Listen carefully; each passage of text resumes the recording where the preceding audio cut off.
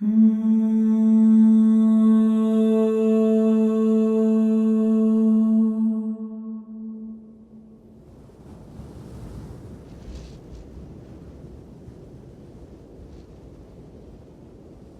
do you do?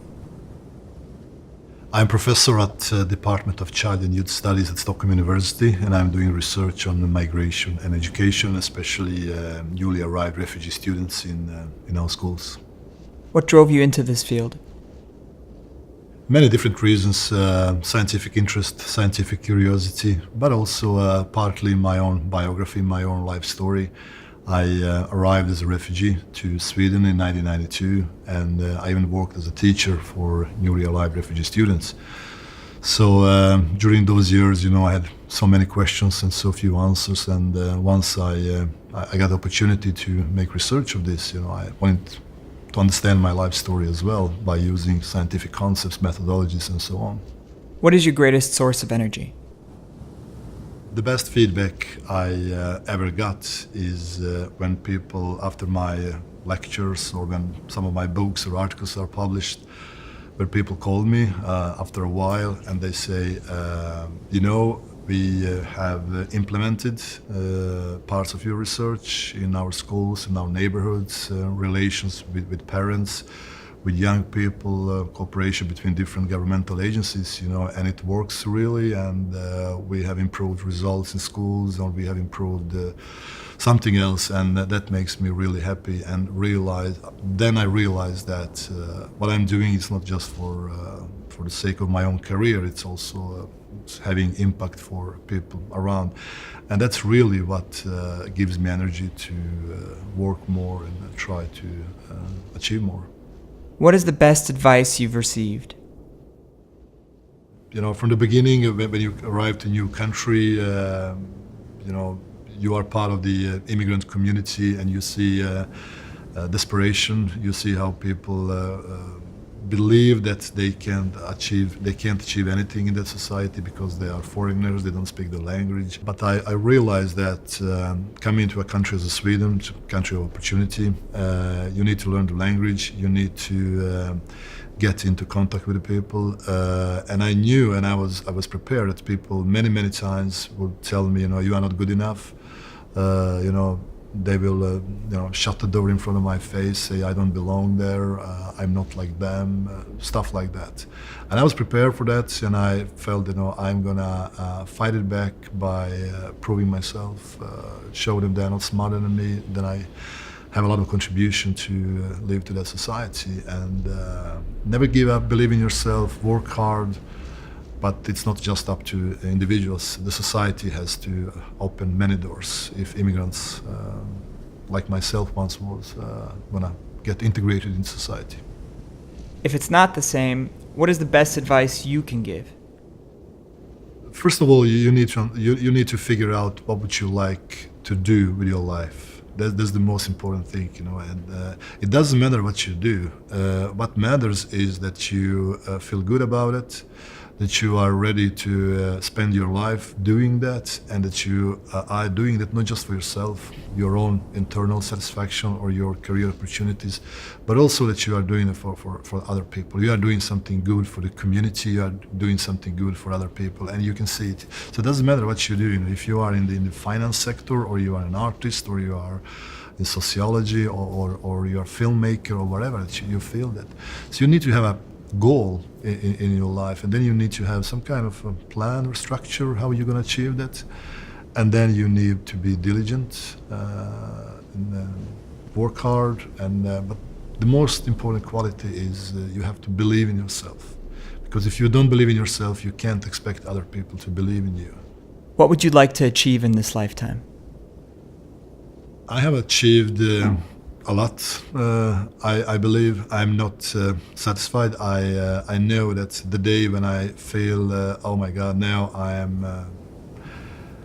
I'm done. I have my professorship. I've published 15 books. That day, I say, I'm gonna do something else. But this is a great position to, from my perspective, to affect the lives of other people.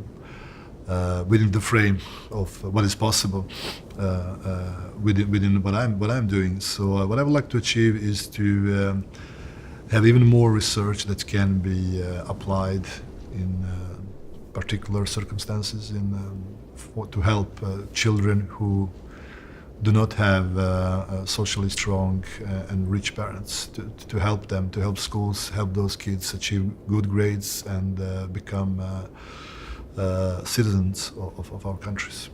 What brings us together? So we need to be smarter, we need to rely more on each other, and we need to believe that all human beings want to do something with their lives. There is a good in all people.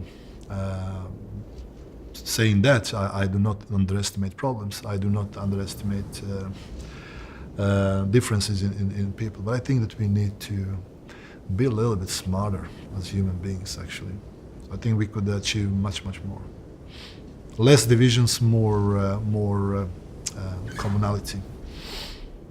What makes us human? So what makes us human? I think it's compassion. It's that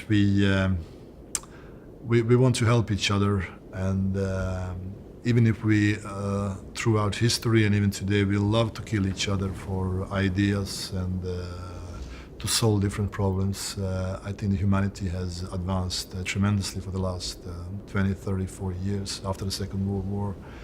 So I think we need to work more on what makes us humans and what are the commonalities, and trying to work less on divisions, and what makes us to wanting to kill each other. What is the most courageous decision you've made? For me, it was definitely to leave my country and apply for asylum in Sweden. I was very young when I did it. I was 21 years old. I had to do it, but I don't know if I was aware of what I was about to do. You know, it was like, okay, you know, we need to leave the country and we'll see what's going to happen. And then you end up in a country you just heard about. I didn't know anything about Sweden. So now, in this retrospective, you know, when you look back in your life, you realize that there was a really courageous decision, and the journey we did. And of course, you know, there are relations when you forge life-lasting relations, and you forge them with friends, but it's with family, with your children. You can't divorce from your children. You know, it's a life-lasting decision when you get your children. Of course, wife as well. But children are. It's amazing how. Getting children, you know, how that change the perception in your life. What is your strongest conviction? That we can do more as a society to improve ourselves. There is a lot of capacity, a lot of resources. There's often the problem is about different structures, how we organize our societies. Because I'm looking at these structures, how they work, the outcomes of you know, social welfare services, police work, teachers work, and I like with small adjustments we can achieve more results here. So I think that we can do more, and especially we can do more to help the weakest parts of our societies. Because I see it in my country, we are an extremely wealthy country. We have a lot of money, and when I see sometimes on TV, you know, retired citizens, you know, they will get a half of an egg because they're going to austerity measures in some home for retired citizens. You know, it just makes me freak out. You know, like, how is that possible? So I think it's that's important message. What does home mean to you? Oh, that's an extremely difficult question. And I, at the beginning of my academic career, I wrote an article called "Being at Home Here and Being at Home There." That I really, you know, try to figure out where my home was. These days, I've been living in Sweden for 26 years, and I'm 21 years in Bosnia and 26 years in Sweden, which is most part of my life. and I have thought a lot about it. Where is my home? And I'm traveling a lot. So the home is where you pay your bills. No, it's a metaphor. But I think that the home is where you have your family. What role does spirituality play in your life? Spirituality for me is embedded in relations very much. So that's where you find the strength in relations with other humans, and especially when you feel that your work, what you do, does not benefit only yourself and your family, but it does benefit your community. And especially when you help people in some way, directly or indirectly, people who are not that fortunate as you are today, you share a small part of your fortune, and it helps maybe hundreds or thousands of people. Because I was in that situation, I know how it feels.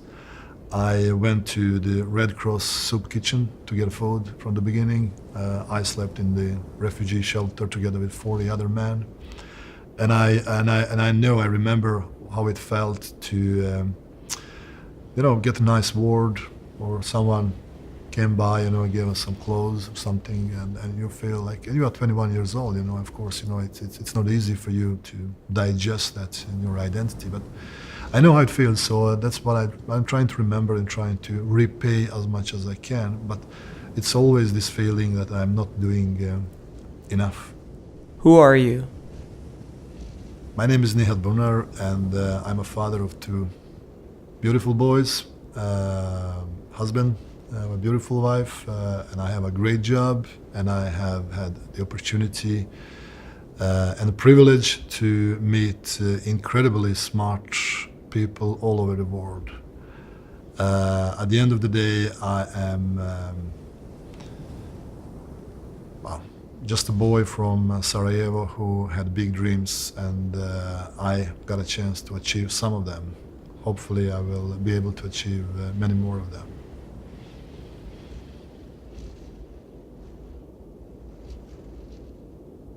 What's your name? And if you know, what does it mean? My name means somebody who is walking with his head, or holding his head up, and so it means a little bit like something that is kind of higher ground. And one lady, I gave a lecture, and she approached me. She was originally from Iraq, and said, do you know what your name means in Iraq? I said, no idea. Female breast, she said, because it's some kind of high ground, and she said, in a certain part of Iraq it means female breast, but they pronounce it some other way. So I don't think my mom was aware, or my father, when they gave me that name, but it's a pretty common name in Bosnia. At that time, when I was born in 1970, but even today.